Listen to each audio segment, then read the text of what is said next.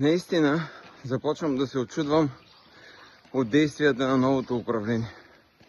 Как е възможно от едни хора, които сме им помагали, които сме били единствените, където по някакъв начин са били с тях, свършили са работа и забележете, никога не сме искали нито постове, нито пари. Искахме само някаква нормализация и да може да работим.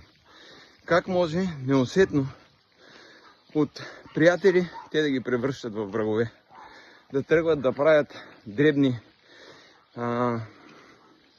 тарикатски проблеми, както правиха и предните.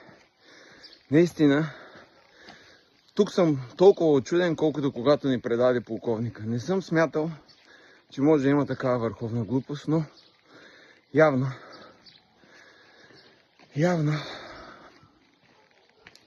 не съм запознат с хората в управлението. Просто шокиращ факт.